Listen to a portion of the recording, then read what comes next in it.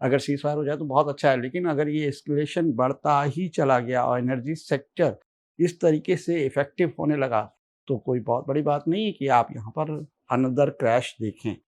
Recession आ सकता है। Trading investment में तो सर्वाइवल मोड आपका ऑन होना चाहिए। अच्छे की उम्मीद करिए और बुरे के लिए तैयार रहिए। मैं अपना परसेप्शन आपको बता रहा हूँ।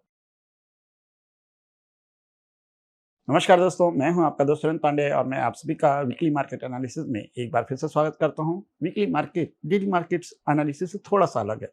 डेली मार्केट एनालिसिस में हम सिर्फ इंट्राडे की बात करते हैं, नेक्स्ट डे क्या करना है, कैसे करना है, कौन से लेवल से करना है। लेकिन जब बात होती है वीकली मार्केट एनालिसिस की, तो इंट्राडे भी समझना है, यानी मंडे का ट्रेड सेटअप क्या रहेगा, और साथ में बात होती है पूरे हफ्ते की। पूरे हफ्ते में बाजार में क्या हो सकता है, कौन कौन से लेवल इंपॉर्टेंट है। तो स्टार्टिंग करते हैं। सबसे पहले आप स्क्रीन पे ध्यान दो, निफ्टी का वीकली चार्ट है, यानी हर एक कैंडल यहाँ पे वीकली सेंटीमेंट को प्रेजेंट कर रही है और लास्ट वीक में ये सेंटीमेंट आपको बताएगा कि इस समय किस तरीके से बाजार ट्रेड कर रही है। आप ये कैंडल देखो, ऑल द वे अप, और उसके बाद सेलर पूरा एक क्या किए, नीचे लेके आए और प्रीवियस वीक से नीचे ही इसको क्लोज किया। यानी यहाँ पर जो ये मूव आया था अप साइड में, ये सिर्फ और सिर्फ क्या था, पुल बैक। किस इम्पल्सिव वेब का? इस इम्पल्सिव वेब का। यानी कि अगर हम बात करें तो सारा का सारा फोर्स हमें डाउन साइड दिख रहा है और इसके रीजंस भी हैं। आपको भी मालूम है जियोपॉलिटिक्स में इस समय क्या चल रहा है। ईरान, यूएस, इजराइल वार कहाँ तक पहुंच गया है, और अब अगर एनर्जी इंफ्रास्ट्रक्चर पे जो हमले हो रहे हैं रिसेंट में, आप एस्केलेशन देख रहे हैं, ये बहुत ही बड़ा नाइटमेयर है, खासकर इंडिया के लिए। देखिए, जब यूक्रेन वार हुआ था ना, उससे हमें कोई मतलब नहीं था। हमारी सप्लाई चेन बिल्कुल इंटैक्ट काम कर रही थी, हमारी इंडस्ट्रीज काम कर रही थी, कोई फ़र्क नहीं पड़ा। लेकिन ये जो इलाका है मिडल ईस्ट का, इससे हमारा सप्लाई चेन बहुत ज़्यादा इफ़ेक्टिव होता है। एग्ज़ाम्पल के तौर पे आप कुकिंग गैस को बहुत हल्के में लेते हैं, लेकिन ये आपकी पूरी इकोनॉमी को नरेट कर सकता है। ऐसे आप देखो इंडिया की आबादी क्या है, और इंडिया की आबादी में एक बहुत बड़ा वर्ग जो है ना, वो काम करता है क्या? लोअर मिडिल क्लास में, ठीक है?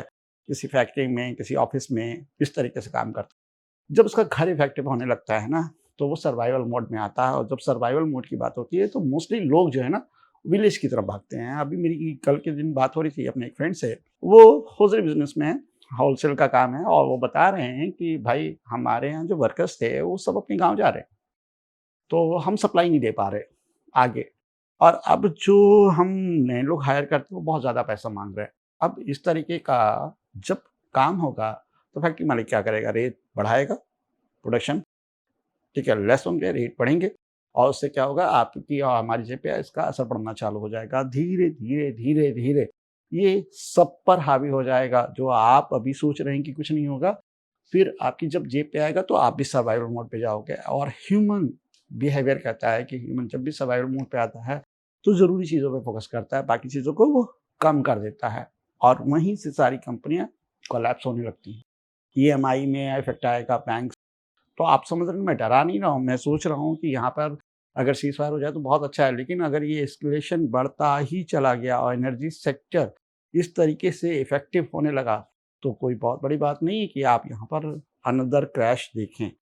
रिसेशन आ सकता है। ट्रेडिंग इन्वेस्टमेंट में तो सर्वाइवल मोड आपका ऑन होना चाहिए। अच्छे की उम्मीद करिए और बुरे के लिए तैयार रहिए। मैं अपना परसेप्शन आपको बता रहा हूँ, और वापस हम चार्ट पे चलते हैं, और मैं इसको डिलीट करके एक रिफ्रेश कर देता हूँ, जिससे कि हमें लेवल क्लियर दिखे। अच्छा, ये चीज़ ध्यान दीजिएगा यहाँ पर, ठीक है? सबसे पहले इस लेवल की बात करते हैं। ये क्या है मालूम है? इलेक्शन पूरा नीचे आया, ठीक है? और उसके बाद पूरा ऊपर गया। 2023 से ये रन जो है ना, ये पूरा का पूरा रन जो है, वो आपका मान के चलो 2024 तक रहा, और बहुत ही बड़ा मैसिव रन था ये, ठीक है? लेकिन उसके बाद 24 गया, 25 गया, अब हम 26 के आसपास ट्रेड कर रहे हैं। देयर इज़ नो रिटर्न, कोई रिटर्न नहीं है। तो अगर आप ये सोच रहे हैं कि मिडल ईस्ट का वार इसका पीछे रीज़न है, तो मिडल ईस्ट ने सिर्फ इतना इम्पैक्ट डाला है, बाकी हम पहले से ओवर वैल्यूड हैं और इसी वजह से हम डिक्लाइन में हैं। आपको याद है मैंने शुरुआत में आपसे क्या कहा था?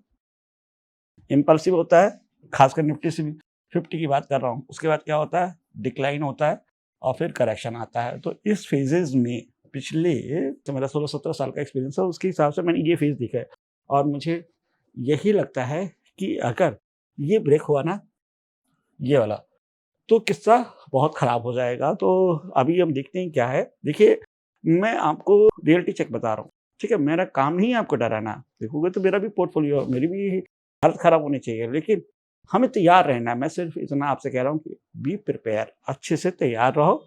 अच्छा हो जाएगा, यहीं से घूम जाएँगे, नहीं होगा तो हमें मालूम है कि वैल्यू कहाँ पर मिलेगी। अब यहाँ पर जो वीकली क्लोज़िंग है, मैंने पहले बता दिया आपको कि प्रीवियस वीक से नीचे क्लोज़ है और साथ में इसमें क्या था, पुल बैक, उसके बाद इसने नीचे मारा है। तो अगर वीकली लो टूटा तो फिर हम यहाँ तक जाएँगे, फिर हमारा नेक्स्ट वीक या आने वाले 1-2 हफ्तों में टारगेट 22,000 और 21,800 होने वाला है। ये सपोर्ट हमको करेगा। अगर यहाँ पर भी कोई सेंटीमेंट लग गया नेगेटिव तो फिर तो हम फर्दर नीचे जाएँगे। ठीक है? क्लियर है? यानी यहाँ पर अगर आप एक ऑप्शन सेलर हैं, ठीक है? तो थोड़ा-सा आपको दूर रहना चाहिए क्योंकि डाउन साइड में हमेशा आपको एक चीज़ देखने को मिलेगी और वो है विक्स। ये क्या करेगा?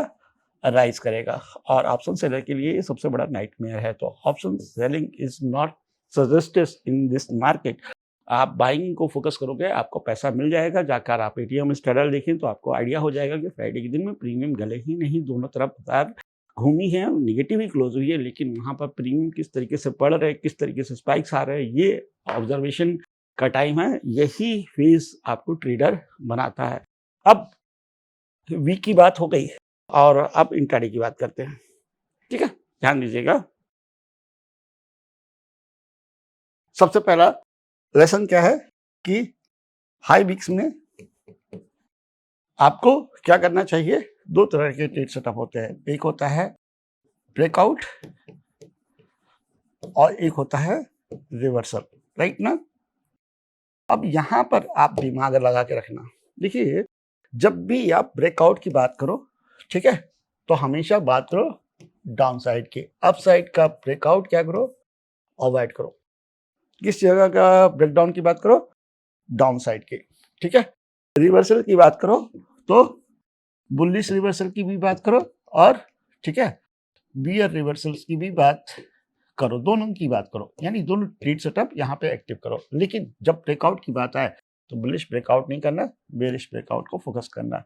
रिवर्सल्स किया है तो बुलिश रिवर्सल और बियरिश रिवर्सल को भी ट्रेड करें। सेकेंड लेसन क्या है कि किसी भी लक पर बैठना नहीं है, मोमेंटम ट्रेड करो। मैंने पहले भी बताया कि मोमेंटम ट्रेड करिए। मोमेंटम ट्रेड किया, अपना टारगेट आया, बाहर निकल गया, नेक्स्ट सेटअप बना, फिर से एंट्री कर ली।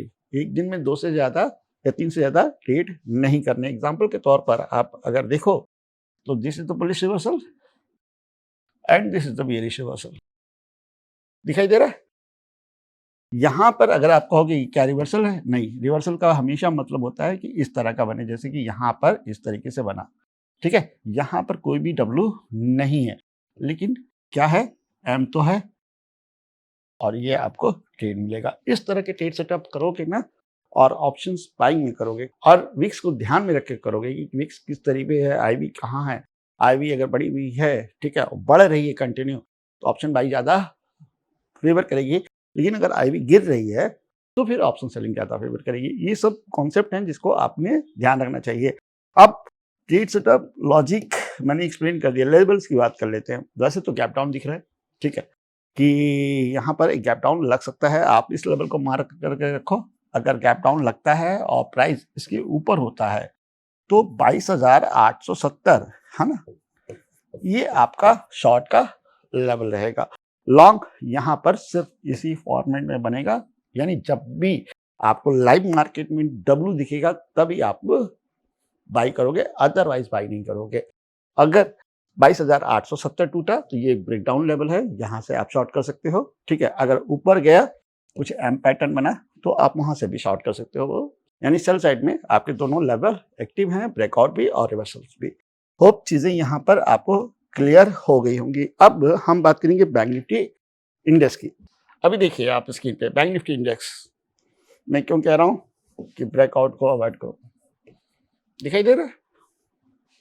और क्यों ब्रेकआउट अवॉइड करना चाहिए? इसलिए क्योंकि सेंटिमेंट क्या है? नेगेटिव है और अगर हम रिवर्सल ट्रेड कर लें बेयरिश में तो क्या ट्रेड नहीं बनता? क्या ट्रेड नहीं बनता? और अगर हम बुलिश रिवर्सल ट्रेड कर लें तो क्या हमको ट्रेड नहीं मिलता? तो क्या ट्रेड नहीं करना चाहिए? ये ट्रेड नहीं करना चाहिए। क्या ट्रेड करना चाहिए? बुलिश में सिर्फ बुलिश रिवर्सल करना चाहिए। ब्रेकडाउन में आपको ये ट्रेड करना चाहिए और बेयरिश रिवर्सल ट्रेड करना चाहिए। अगर आप ये सब चीज़ें समझ लोगे ना कि बाजार कैसी है, सेंटिमेंट क्या है, किस तरह के ट्रेड सेटअप को फॉलो करना चाहिए, किस तरह के ट्रेड सेटअप को नहीं फॉलो करना चाहिए, लाइफ इजी। लेकिन अगर आप हर समय ब्रेकआउट या हर समय रिवर्सल देखोगे तो दोनों तरफ दोनों ही चीज़ों में मालूम क्या है कि आप उसकी कोर को नहीं जानते, आपको तलवार दे दी गई और आप सिर्फ चला रहे हो, उसमें आपकी गर्दन कटने के भी चांसेस है। ये समझना पड़ेगा कि कब रिवर्सल और कब ब्रेकआउट, कौन सी बाजार रिवर्सल को फेवर करती है, कौन सी ब्रेकआउट को फेवर करती है और कौन सी ब्रेकडाउन को फेवर करती है। तो ये सब कॉन्सेप्ट है। अब यहाँ पर आप लेवल देखोगे तो ये एक बाउंस था, ये एक बाउंस था और ये एक बाउंस था।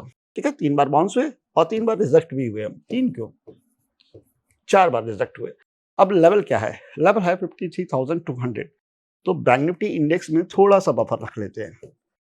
क्या करते हैं इसको? 53,000 फ्लैट ओपनिंग 53,000 के नीचे शॉर्ट करना है और बाई साइड में सिर्फ ये करना है। देखिए आप समझ में, ये देखिए आप, ठीक है, यहाँ पे ओपन हुआ फिर ऐसे मारा, ये करना है। यानी बाई में आपको बाजार को देखकर, लाइव को देखकर कोई लेवल नहीं दे पाएगा। यहाँ पे बाई आपको इसी तरीके से प्लान करनी पड़ेगी। होप चीज़ें आपको यहाँ पे क्लियर हो गई होंगी। तो आज के एनालिसिस को यहीं क्लोज करता हूँ और उम्मीद करता हूँ कि आपको आज का वीडियो पसंद आया होगा। अगर पसंद आया तो प्लीज़ लाइक करिएगा, शेयर करिएगा एंड सब्सक्राइब करिएगा। मिलते हैं नेक्स्ट वीडियो में। थैंक यू, नमस्कार, धन्यवाद, जय हिंद।